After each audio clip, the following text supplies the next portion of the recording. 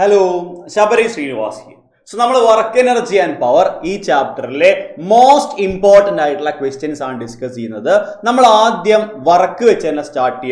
So, this is the question. Work related question. So, work related question work positive or negative.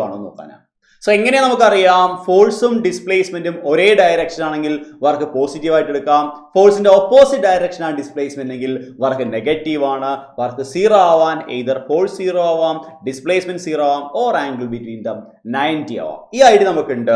So we can move to the question. Find out the sign of work done in the following cases. അതാണ് question.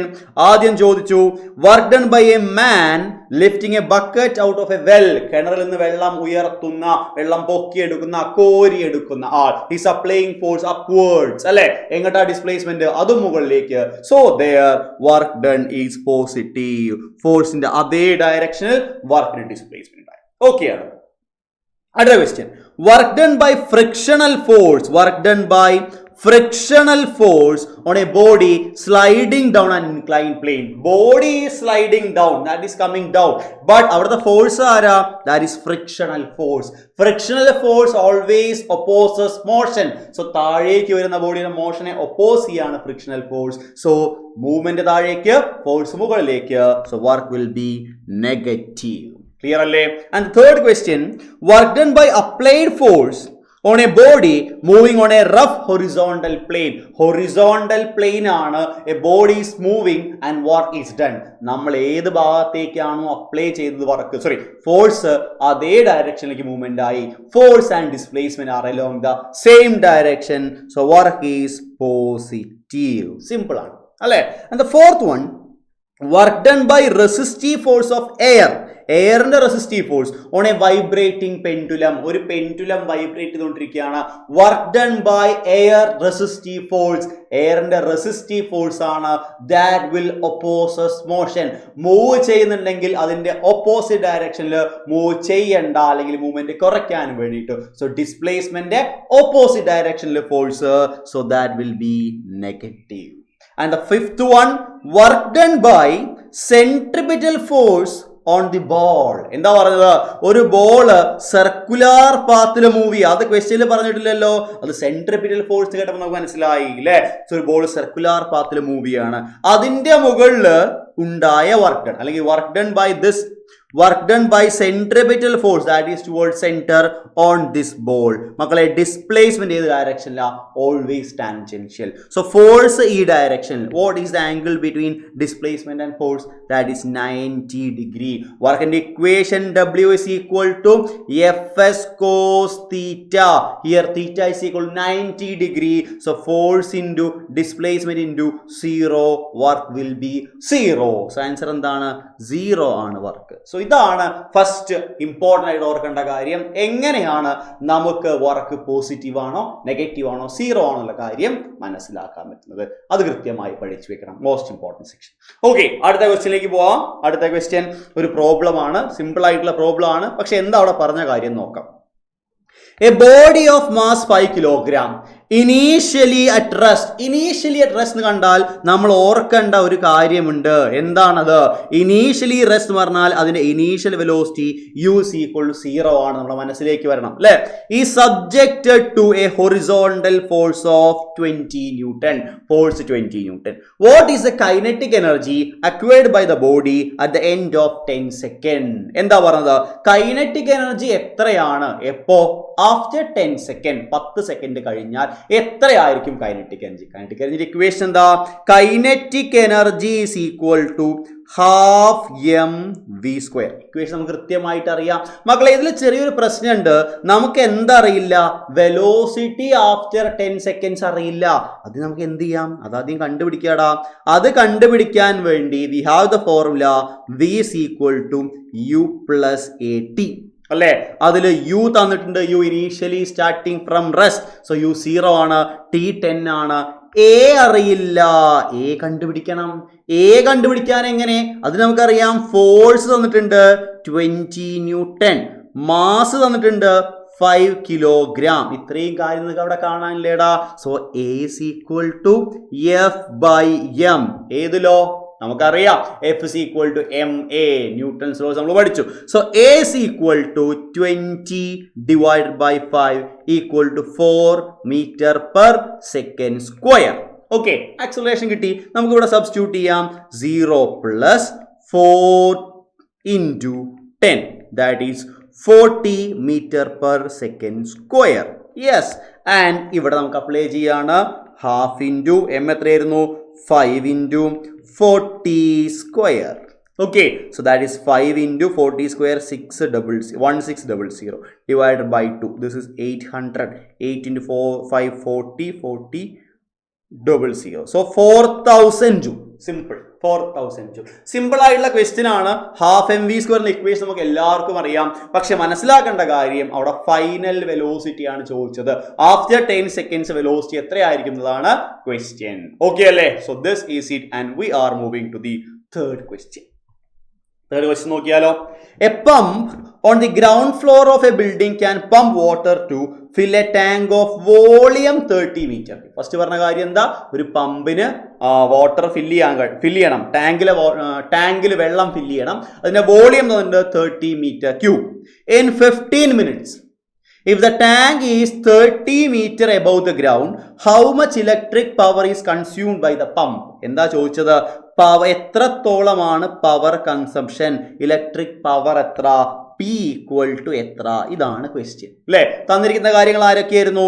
Volume തന്നിട്ടുണ്ട്, volume equal to 30 meter cube. പിന്നെ എന്താ തന്നിട്ട്? Time തന്നിട്ടുണ്ട്, time is equal to 15 minutes. Okay, and പിന്നെ എന്ത് കാര്യം തന്നു? ഹൈറ്റ് തന്നു, height is equal to 30 meter. ഏതാണ് പവറിന്റെ equation? Power P is equal to work by time. Okay അല്ലേ? സോ ഇവിടുത്തെ വർക്ക് എന്താ? വെള്ളത്തെ H എന്ന് പറഞ്ഞ ഹൈറ്റിലേക്ക് 30 meter ഹൈറ്റിലേക്ക് കൊണ്ടുപോകണം. അതിന് ചെയ്യുന്ന work is equal to gravitational potential energy mgh divided by t. ഇതിൽ നോക്കിയടാ, G we can take G is equal to 10, H is given and mass തന്നിട്ടില്ല. മാസ് എങ്ങനെ കണ്ടുപിടിക്കാം? എടാ, mass is equal to density into volume. ചെയ്തൂടെ? density is equal to mass by volume. So density of water എത്രയാ? 10 raised to 3 into 30. So that is the mass. So ബാക്കി കാര്യം നമുക്ക് simple ആയിട്ട് ചെയ്യാം. 30 into 10 raised to 3. Okay, that into G 10 ആണ്, into height എത്രയാ? again 30 ആണ്. Time എത്രയാണ് മക്കളെ? Time 15 minutes. So 15 minutes is equal to 15 into 60 seconds അല്ലെ? 15 into 60 seconds. So സബ്സ്റ്റിറ്റ്യൂട്ട് ചെയ്യുന്നു ഇവിടെ. 15 into 60 കട്ട് ചെയ്യാം. ആരെയൊക്കെ കട്ട് ചെയ്യാം നോക്കി? 16 13 കട്ട് ചെയ്ത് കഴിഞ്ഞാൽ 2 times അല്ലെ? സോ 30യും 50യും കട്ട് ചെയ്ത് കഴിഞ്ഞാൽ 2 times. സോ എന്ത് വരും? ഈ 2ഉം അഗെയിൻ കട്ടായി പോകും. സോ ബാക്കി എന്തുണ്ട്? That is equal to 10 raised to 3 ഉണ്ട്, 10 ഉണ്ട്. So that is 10 raised to 4 watt. Simple അല്ലെ? സിമ്പിൾ ആയിട്ടുള്ള ക്വസ്റ്റ്യൻ ആണ്. സോ അവിടെ നമ്മൾ സിമ്പിൾ ആയിട്ട് കോൺസെപ്റ്റ് ഉപയോഗിച്ചത് മാസ് ഡയറക്റ്റ്ലി തന്നിട്ടില്ല, ഡെൻസിറ്റി ഇൻറ്റു വോളിയം ചെയ്യണം, അത്രമാത്രം. ക്ലിയർ അല്ലേ? So this is the third question. Clear ആണെന്ന് വിചാരിക്കുന്നു. And we are moving to the next question. Ready? Question നോക്കിക്കേ. An elevator carrying a maximum load of 1800 kilogram is moving up with a constant speed of 2 meter per second. The frictional force opposing motion is 4000 Newton. Determine the minimum power delivered by the motor to the elevator. B question, express your answer in horsepower HP യിൽ പറയാനും പറഞ്ഞു. So ഇവിടെ പറഞ്ഞ കാര്യം ക്വസ്റ്റ്യനിൽ പറഞ്ഞത് power കണ്ടുപിടിക്കാനാണ്. So what are the things given? ലോഡിന്റെ മാസ് തന്നിട്ടുണ്ട് 1800 കിലോഗ്രാം. ആൻഡ് സെക്കൻഡ് വൺ, അതിന്റെ സ്പീഡ് തന്നിട്ടുണ്ട്. അത് എത്രയായിരുന്നു? 2 meter per second. ആൻഡ് അടുത്ത കാര്യം എന്താ?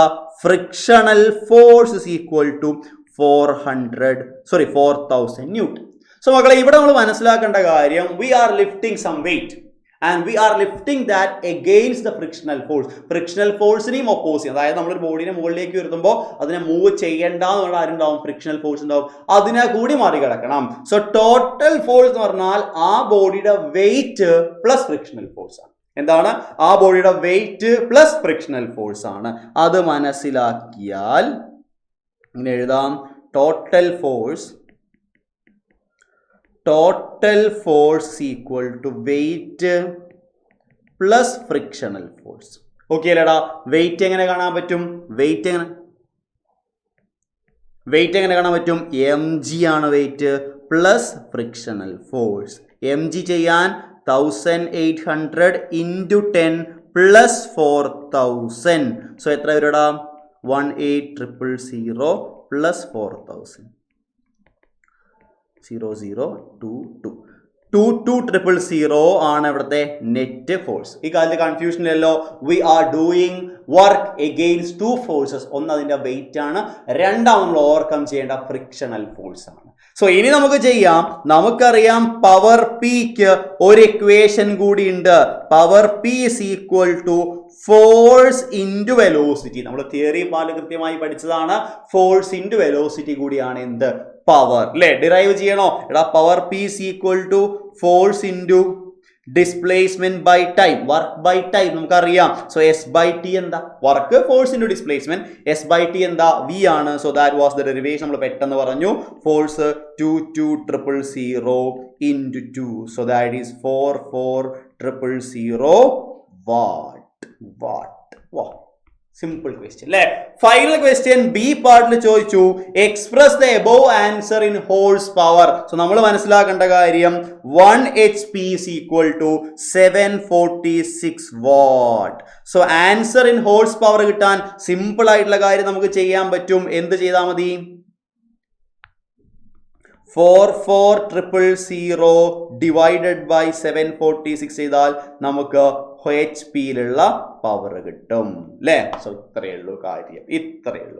ഇത് നമുക്ക് അറിയുന്ന കാര്യമാണ്. ആ കാര്യം കൂടി അറിഞ്ഞാൽ സെക്കൻഡ് പാർട്ട് കൃത്യമായി നമുക്ക് കിട്ടും. So this is it. So easy ആയിട്ടുള്ള ക്വസ്റ്റ്യൻ തന്നെയാണ് അല്ലേ? അത്രയേ ഉള്ളൂ. സോ സിമ്പിൾ ആയിട്ടുള്ള ക്വസ്റ്റ്യൻസ് ആണ് ഈ ചാപ്റ്ററിൽ ചോദിക്കുക. ജസ്റ്റ് ആ കോൺസെപ്റ്റ് മാത്രം കിട്ടിയാൽ മതി. റെഡി അല്ലേ? നമുക്ക് മുന്നോട്ട് പോകാം. ഇത് നമ്മൾ പഠിച്ചതാണ്. പവർ രണ്ട് equation, power P is equal work by time ഉണ്ട്. And second equation force into velocity. Yes, this is the next question. നോക്കിയാലോ? A car and a truck, കാറുമുണ്ട് ട്രക്കുമുണ്ട്, have same kinetic energies at a certain instant while they are moving along two parallel roads. So അവർ രണ്ടുപേരും ഒരുപോലെ ഒരേ ഡയറക്ഷനിൽ move ചെയ്തുകൊണ്ടിരിക്കുകയാണ്. which one will have greater momentum? ആ റിലേഷൻ നമ്മൾ പഠിച്ചു. എന്താ മക്കളെ റിലേഷൻ? കൈനറ്റിക് എനർജി ഈക്വൽ, നമ്മൾ ഡിറൈവ് ചെയ്ത കൂടി ഇവിടെ പറയുകയാണ്. Kinetic energy equal to half M V square. ഈ ഇക്വേഷൻ നമുക്ക് അറിയാം. ഇതിൽ half into m square v square divided by m. മുകളിലും താഴെ നമ്മൾ ഓരോ എം കൊണ്ട് മൾട്ടിപ്ലൈ ചെയ്തു. So kinetic energy equal to m v is pressure, sorry m v is നമ്മുടെ മൊമെന്റം ആണ്, പി ആണ്. അപ്പോൾ p square divided by 2m. ഇതാണ് relation. Kinetic energy momentum relation എന്താ? Kinetic energy is equal to P square divided by 2m. ഈ കാര്യം നമുക്ക് അറിയാം. So which one will have greater momentum? Momentum P is equal to അല്ലെങ്കിൽ P is equal to root of KE 2m അല്ലെങ്കിൽ 2m KE. 2m KE. ഇതാണ് relation അല്ലേ? Momentum P is equal to root 2m KE. നോക്കടാ, ആർക്കാണ് momentum കൂടുതൽ ഉണ്ടാവുക? Kinetic energies are same. So momentum will be greater for the object having more mass. അപ്പൊ ആർക്കായിരിക്കും കൂടുതൽ mass ഉണ്ടാവുക? അത് ട്രക്കാണ്. അല്ലേ? Momentum of truck will be high അല്ലെങ്കിൽ more since its mass is more. അല്ലേ? അതിന് മാസ് കൂടുതലായതുകൊണ്ട് അതിന് മൊമെന്റവും കൂടുതലായിരിക്കും. So this is the first part. നമ്മൾ ചെറിയ ഡെറിവേഷനും കൂടി അതിന്റെ ഭാഗമായി നമ്മൾ ചേർത്ത് പറഞ്ഞിട്ടുണ്ട്. നമുക്ക് സെക്കൻഡ് പാർട്ട് നോക്കാം. സെക്കൻഡ് പാർട്ടിൽ എന്താ വെച്ചാൽ, if mass of truck is, simple question ആണ്, mass of truck is 100 times greater than that of the car, find the ratio of velocities of truck to that of car. Simple ആടാ. they were moving with the same kinetic energies. ആ point നമ്മളെ കയ്യിലുണ്ട്. So half M truck V truck square, half M V square equal to half M കാറിന്റെ mass square, half M C MC VC square. Half M വിയിൽ നമ്മൾ കാറാണ് ട്രക്കാണ് തിരിച്ചറിയാൻ വിയും ടിയും കൊടുത്തു. നമുക്ക് ആ ഹാഫിന് ആവശ്യമില്ല, അത് അവിടെ തന്നെ കട്ട് ചെയ്തു അല്ലേ. നമ്മളോട് എന്താ ചോദിച്ചത് what is find the ratio of velocity of truck to that of car. നമ്മളോട് ചോദിച്ചത് VT ഡിവൈഡഡ് ബൈ VC ആണ് അല്ലേ. സോ ഇവിടെ നിന്ന് റീഅറേഞ്ച് ചെയ്യുമ്പോൾ VT ഡിവൈഡ് ബൈ VC എന്ന് പറഞ്ഞാൽ നമ്മൾ ഒരു റൂട്ട് കൂടി ഇടേണ്ട ആവശ്യമുണ്ട്. Root of MC divided by MT. Confusion ഉണ്ടോ അതിൽ? ഇല്ലല്ലോ. ഓരോ സ്റ്റെപ്പായിട്ട് എഴുതണോ? അതിന്റെ ആവശ്യമുണ്ടോ? എടാ നമുക്കിതൊന്ന് VT square divided by VC square is equal to MC divided by MT എന്ന് എഴുതാം. ജസ്റ്റ് റീഅറേഞ്ച് ചെയ്യുന്നു. റൂട്ട് എടുത്താൽ പോരെ? യെസ്. സോ MC എത്രയാ? ഇവിടെ പറഞ്ഞ കാര്യം ഇതാണ്. Mass of truck is 100 times greater than that of car, which means MT is equal to 100 MC. കഴിഞ്ഞു, ആൻസർ ആയില്ലേ. So that is root of MC divided by 100 MC. Cut ചെയ്താലോ? MCയെയും MCയെയും കട്ട് ചെയ്യാം. So VT is equal to root of 1 by 100, that is 1 by 10. So the ratio is 1:10 or 1 by 10. Simple അല്ലേ? VT by VC is equal to 1 by 10. Simple അല്ലേ? Okay ആണ് ആ question വിചാരിക്കുന്നു. Lengthy ആണോ? അല്ല, നമ്മൾ ജസ്റ്റ് മാത്തമാറ്റിക് കാൽക്കുലേഷൻസ് ചെയ്ത സമയത്ത് ചെറിയൊരു ലെങ്ത് വന്നതാണ്. എന്നാലും ക്വസ്റ്റ്യൻ ഈസിയാണ്. ഓക്കെ അല്ലേ? So this is the question. നമ്മൾ അടുത്ത ക്വസ്റ്റ്യനിലേക്ക് പോവുകയാണ്. This is the next question. Simple ആണ് ക്വസ്റ്റ്യൻ, ഡയറക്റ്റ് ക്വസ്റ്റ്യൻ ആണ്. Find out potential energy of a spring having a spring constant as 2000 Newton per meter and the displacement is 0.8 meter. എടാ മക്കളെ, gravitational potential energy അല്ല ഇവിടെ elastic potential energy ആണ്. So U എന്ന് വിളിക്കാം. Potential energy U ആണ്. Half kx square. K ആണ് spring constant. So half into 200 into X എത്രയാടാ? 0.8 സ്ക്വയർ അല്ലേ. സോ ഇത് കട്ട് ചെയ്താൽ ഇത് 100 ആയി. 64.64 ഇൻറ്റു 100, ദാറ്റ് ഈസ് 64 ജൂൾ.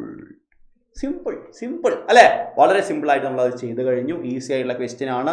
ഈ ഇക്വേഷൻ ഇമ്പോർട്ടൻ്റ് ആണ്. This is the equation for elastic potential energy. എന്തായിരുന്നു? Elastic potential energy. Okay, so ഇത്രയേ ഉള്ളൂ ആ ക്വസ്റ്റ്യൻ. അടുത്ത ക്വസ്റ്റ്യനിലേക്ക് പോവുകയാണ് നമ്മൾ. യെസ്, ഇതാണ് ഈ ചാപ്റ്ററിന് ചോദിക്കാൻ സാധ്യതയുള്ള 2 essay പാർട്ട്, അല്ലെങ്കിൽ 4 മാർക്കോ 5 മാർക്കിന് ചോദിക്കാവുന്ന പാർട്ട്. കൃത്യമായി ശ്രദ്ധിക്കുക. 2 കാര്യങ്ങൾ നമ്മൾ കൃത്യമായി ചെയ്യുന്നുണ്ട്, ശ്രദ്ധിച്ചിരുന്നാൽ മതി. Several games such as billiards, marbles, കാരം ഇൻവോൾവ് കൊളീഷൻ. ഇതിലൊക്കെ എന്തുണ്ട്? പാർട്ടിക്കിൾസ് തമ്മിൽ കൂട്ടിമുട്ടലുകൾ, കൊളീഷൻസ് ഉണ്ടാവുന്നുണ്ട്. What is meant by completely inelastic collision? നമ്മൾ പഠിച്ചു കൊളീഷൻ 2 തരത്തിലുണ്ട്. ഇലാസ്റ്റിക് ഉണ്ട്, ഇൻഇലാസ്റ്റിക് ഉണ്ട്. അതിൽ ഇൻഇലാസ്റ്റിക് കൊളീഷൻ തന്നെ ഒരു വേറെ ടൈപ്പിൽ നമ്മൾ പറഞ്ഞു കംപ്ലീറ്റ് ഇലാസ്റ്റിക് അല്ലെങ്കിൽ പെർഫെക്റ്റ്ലി ഇൻഇലാസ്റ്റിക്. എന്താ ഇലാസ്റ്റിക് കൊളീഷൻ എന്ന് പറഞ്ഞാൽ? കൈനറ്റിക് എനർജി കൺസിഡർ ആയിട്ടുള്ള കൊളീഷൻ ആണ് ഇലാസ്റ്റിക് കൊളീഷൻ. ഇൻഇലാസ്റ്റിക് കൊളീഷൻ എന്ന് പറഞ്ഞാൽ kinetic energy is not considered. So perfectly elastic കൊളീഷനിൽ എന്താ കേസ്? In perfectly elastic collision the bodies will stick together and move as a single mass. എന്താണ്? the bodies will stick together and move as a single mass. അല്ലെ, 2 ബോഡിയും ഒന്നായി ചേർന്ന് ഒരുമിച്ച് പോകുന്ന collision ആണ് പെർഫെക്റ്റ്ലി ഇലാസ്റ്റിക് അല്ലെങ്കിൽ കംപ്ലീറ്റ്ലി ഇൻഇലാസ്റ്റിക് കൊളീഷൻ. സോ മക്കളെ ഓർത്ത് വെക്കേണ്ട കാര്യം എങ്ങനെയാണ്? നമ്മളൊരു മരക്കട്ടയിലേക്ക് ഒരു വെടിയുതിർത്തു. വെടിയുണ്ട മരക്കട്ടയുടെ അകത്താണ്. they two are moving, both the wooden block and bullet, they are moving together. നമ്മളെ വാളിലേക്ക് കുറച്ച് ചെളി വാരി എറിഞ്ഞു, mud thrown into the wall, the mud will stick there, so they are single mass. ഇതെല്ലാം എന്താണ്? പെർഫെക്റ്റ്ലി ഇൻഇലാസ്റ്റിക് അല്ലെങ്കിൽ completely inelastic collision ആണ്. കൃത്യമായി നമുക്കറിയാം. സോ സെക്കൻഡ് പാർട്ട് ആണ് ചോദിക്കുന്നത്. Show that in A perfectly elastic collision, elastic ആണ്, inelastic അല്ല. In one dimension, the relative velocity after collision is numerically equal to relative velocity before collision. After collision on relative velocity difference, velocity of first body and to the second body. So രണ്ടാമത്തെ കേസിൽ velocity of first body second body after collision അത് equal ആണെന്ന് തെളിയിക്കണം, numerically equal ആണെന്ന് തെളിയിക്കണം. ഇതാണ് നമുക്ക് ചെയ്യാനുള്ളത്. സോ ബി പാർട്ട് ചെയ്യാം. ഈ ചാപ്റ്ററിലെ ഡെറിവേഷൻ ആണ്. സോ ഹിയർ കൃത്യമായി ശ്രദ്ധിക്കുക. Here the collision is perfectly elastic. So രണ്ട് കാര്യങ്ങൾ കൺസിഡർഡ് ആണ്. Therefore the linear momentum is conserved. And എന്തുകൂടി പറയാൻ പറ്റും?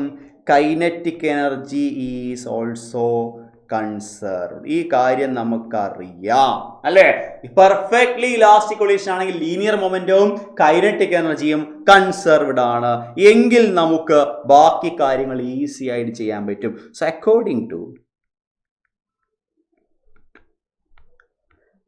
അല്ലെങ്കിൽ since momentum is conserved, total momentum is conserved, നമുക്ക് എഴുതാൻ പറ്റും momentum before collision m1 u1. എടാ മക്കളെ കണ്ടീഷൻ എന്താ? നമുക്കുള്ള കാര്യം എങ്ങനെയാ? അതൊക്കെ നമുക്ക് അറിയാം അല്ലേ? രണ്ട് ബോഡീസ് ഉണ്ട് of mass m1 and m2. Okay, these are the bodies of mass m1 and m2. They were initially moving with some velocity u1 and u2. They collide each other.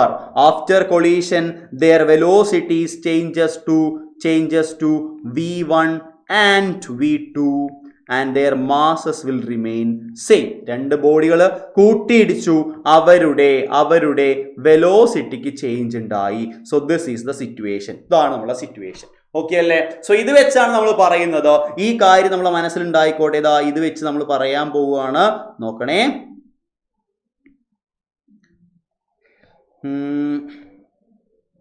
Yes.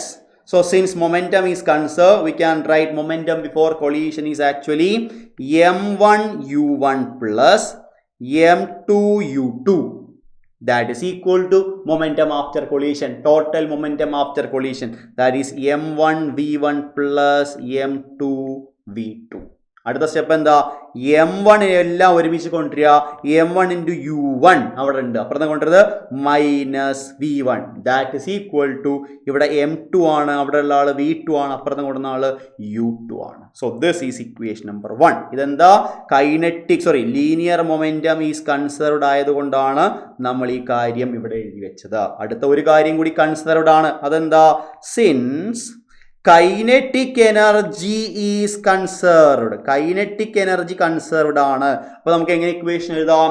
Kinetic energy before collision that is half m1 u1 square plus half m2 u2 square. This is kinetic energy before collision. That is equal to half m1 v1 square plus half m2 v2 square. ഇതാണ് നമ്മുടെ equation. എല്ലാ ഭാഗത്തും half ഉണ്ട്. ദാ വെട്ടിക്കളയാം. എല്ലാ ഭാഗത്തും half ഉണ്ട്. അടുത്ത സ്റ്റെപ്പ് എന്തായിരുന്നു? m1 ഒരു ഭാഗത്തേക്ക് കൊണ്ടുപോവാ. That is m1 into u1 square minus വരും അല്ലെ, minus v1 square. That is equal to m2 into v2 square minus u2 square. ഇത്രയേ ഉള്ളൂ. This is equation number 2. രണ്ട് ഇക്വേഷൻ കിട്ടി. അടുത്ത സ്റ്റെപ്പ് എന്താ? Equation number 2 divided by equation number 1. രണ്ട് ഭാഗത്തും m കളുണ്ട്. So m1 and m2 get cancelled. നമുക്ക് എന്ത് കിട്ടൂടാ? u1 square minus v1 square equal to അല്ലെങ്കിൽ ദാറ്റ് ഡിവൈഡഡ് ബൈ എന്ത് വരൂടാ? u1 minus v1 that is equal to v2 എന്നല്ലേ? നോക്കിക്കേ, v2 square minus u2 square divided by v2 minus u2. So ഇതായിരുന്നു v1 divided by v2. Okay, നമുക്കിത് expand ചെയ്ത് എഴുതാം. This is a square minus b square that is a plus b into a minus b. a minus b ആ ഫോമിലാണ്. Divided by u1 minus v1 that is equal to ഇവിടെ അതേ ഫോമിലാണ് v2 plus u2 into v2 minus u2 divided by V2 minus U2. ആരെ cut ചെയ്യാം? ദാ ഇയാളെയും cut ചെയ്യാം, ഇയാളെയും cut ചെയ്യാം. സോ നമ്മൾ എത്തി നമ്മുടെ ഫൈനൽ ഇക്വേഷനിൽ U1 plus V1 equal to V2 plus U2. നമുക്ക് ഏത് ഫോർമുല വേണ്ട? Relative velocity before collision is numerically equal to relative velocity after collision. So നമുക്ക് വേണ്ടത് രണ്ടുപേരെയും ഒരുമിച്ചാണ് U1 മൈനസ് U2. എന്ത് ചെയ്തു? U2നെ ഇങ്ങോട്ട് കൊണ്ടുവന്നു. That is equal to V2 minus V1. ഇതാണ് നമ്മളോട് പ്രൂവ് ചെയ്യാൻ ചോദിച്ച കാര്യം. Relative velocity before collision is numerically equal to relative velocity after collision. എന്താ റിലേറ്റീവ് വെലോസിറ്റി? വെലോസിറ്റിയിലെ ഡിഫറൻസിനെയാണ് നമ്മൾ റിലേറ്റീവ് വെലോസിറ്റി എന്ന് വിളിക്കുന്നത്. ഓക്കെ, ന്യൂമറിക്കലി ഈക്വൽ ടു എന്ന് തെളിയിക്കാൻ പറഞ്ഞിട്ടുണ്ട്. ഇവിടെ നമ്മൾ U1 മൈനസ് U2 ആണ്, ഇവിടെ V2 മൈനസ് V1 ആണ്. സോ ദാറ്റ് ഡിഫറൻസ്, ഓക്കെ, ആ ഡിഫറൻസ് അതാണ് നമ്മളോട് തെളിയിക്കാൻ പറഞ്ഞത്. സോ ഇമ്പോർട്ടൻ്റ് ആയിട്ടുള്ള ഡെറിവേഷൻ ആണ് ഇത്. നമ്മൾ ആ ലെങ്തി ആയിട്ടുള്ള ഡെറിവേഷൻ്റെ ചെറിയൊരു പാർട്ട് മാത്രമാണ്. This is very very very important. കൃത്യമായി പഠിച്ചു പോകണം. And we are moving to the last question. This is also a derivation. നമുക്ക് കൃത്യമായി ചെയ്യാം, മനസ്സിലാക്കാം. നോക്കൂ, last question. Figure shows a body of mass m placed at a height h. A, B and C are 3 points on the trajectory of the body. ഒരു body ഉണ്ട്, mass m ഉള്ളത്, ഒരു height h വെച്ചിട്ടുണ്ട്. If you drop that will come down. So ആ body പോകുന്ന വഴിയിലെ 3 points ആണ് A, B, C. The question is, first question, which type of energy possessed by this body at height h? h എന്ന് പറഞ്ഞ ഹൈറ്റിൽ അതിന് എന്ത് എനർജിയാണുള്ളത്? ഡ്യൂ ടു ഹൈറ്റ് അതിന് ഗ്രാവിറ്റേഷണൽ പൊട്ടൻഷ്യൽ എനർജി mgh ഉണ്ടാകും. ഏതാണത്? Potential energy. mgh എന്ന പൊട്ടൻഷ്യൽ എനർജിയാണ് ഉണ്ടാകുന്നത്. ഈ കാര്യം നമുക്ക് അറിയാവുന്ന കാര്യമാണ്, അതിൽ കൺഫ്യൂഷൻ്റെ ഒരാവശ്യമില്ല. പൊട്ടൻഷ്യൽ എനർജിയാണ് ഉണ്ടാവുക, mgh ആണ്. Their kinetic energy will be 0 because at this height the body is at rest at that height. Clear അല്ലേ?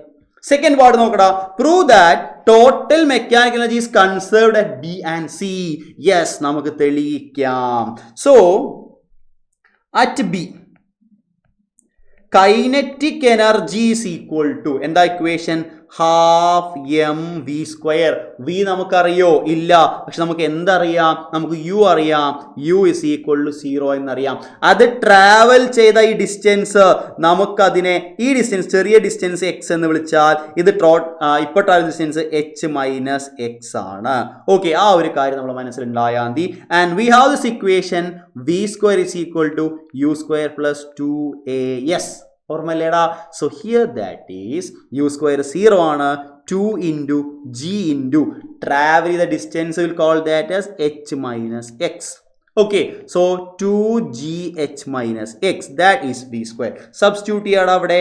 Half M 2gh minus X. Cut ചെയ്യാലോ? 2 കട്ട് ചെയ്യാലോ? Yes.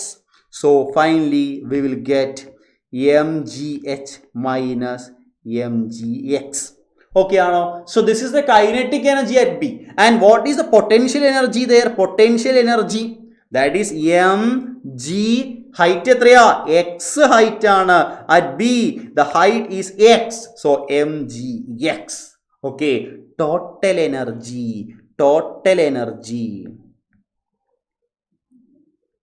equal to kinetic energy plus potential energy. Kinetic energy എത്രയാടാ? mgh minus mgx plus mgx. So ബാക്കി എന്തുണ്ടാവും? mgh മാത്രം ഉണ്ടാവും. So this is the total energy at B. So what we want to show? We want to show total energy is conserved at B and C. So B യിലും A യിലും already total energy എത്ര mgh നമുക്ക് കിട്ടി. നമുക്ക് തെളിയിക്കേണ്ടത് at C ഇത് തന്നെയാണ് അവിടുത്തെ total energy എന്നാണ്. ഈസി ആയി തെളിയിക്കാൻ പറ്റും. at C kinetic energy is equal to half m v square. v square കണ്ടുപിടിക്കണം. v square is equal to u square plus 2as. u square 0 ആണ്. 2 into g into h.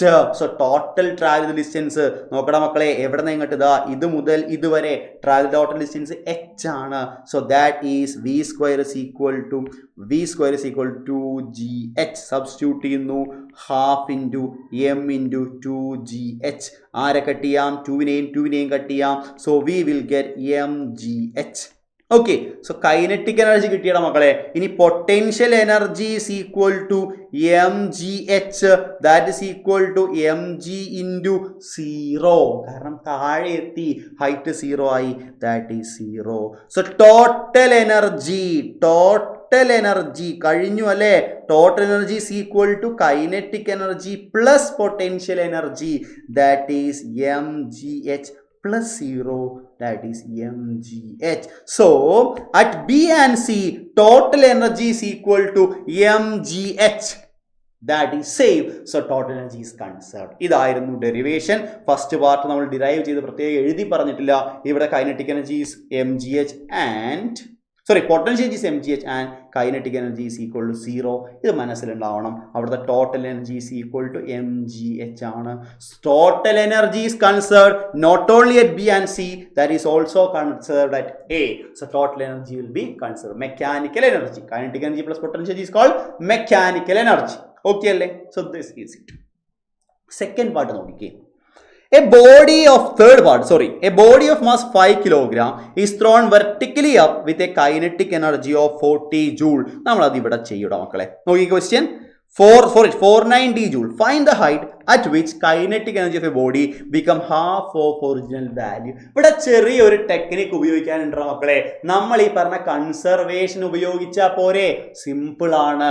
Kinetic energy become half of original value എന്ന് പറഞ്ഞാൽ half mv square ചെയ്യേണ്ട ആവശ്യമില്ല.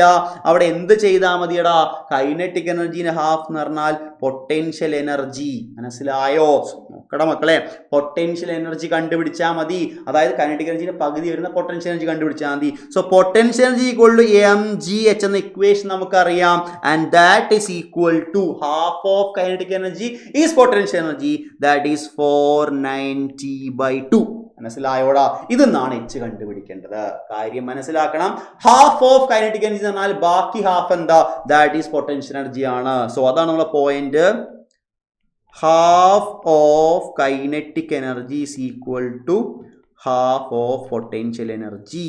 Clear ആണോ? half of kinetic energy is equal to potential energy at that height. അപ്പോഴല്ലേടാ full ആവുള്ളൂ. കാര്യം മനസ്സിലായോ? യെസ്. സോ ഇതെന്ന് h is equal to എന്ത് ചെയ്യാടാ, 490/2 into m into g ചെയ്യാം. 490/2 into മാസ് എത്രയായിരുന്നു, മാസ് 5 ആണ്, ഇൻറ്റു 10. സോ പോയി 4.9 മീറ്റർ എന്ന് കിട്ടും അല്ലേ. ഒരു 0 കട്ടായി, 2 × 5 10 ആണ്. So 4.9. So that is 4.9 metre. So this is the last question. ഈ ക്വസ്റ്റ്യൻ നമ്മൾ യൂസ് ചെയ്ത ടെക്നിക്ക് മറന്നു പോകരുത്. ഓക്കെ, ഇത് നമ്മൾ ചെയ്യേണ്ട ആവശ്യമില്ല. നമ്മളോട് ചോദിച്ചത് എത്രയാ, ഹൈറ്റ് ആണ് ചോദിച്ചത്. കൈനറ്റിക് എനർജി ഹാഫ് mv സ്ക്വയറിൽ എച്ച് ഇല്ല, പിന്നെ എങ്ങനെ ചെയ്യും? That is potential energy. So this is it. ഈ ചാപ്റ്ററിലെ ഇമ്പോർട്ടൻ്റ് ആയിട്ടുള്ള എല്ലാ ക്വസ്റ്റ്യൻ നമ്മൾ ഡിസ്കസ് ചെയ്ത് കഴിഞ്ഞു. ഈ ചാപ്റ്ററിന് എല്ലാവർക്കും ഫുൾ മാർക്ക് കിട്ടെ. All the very best guys. See U.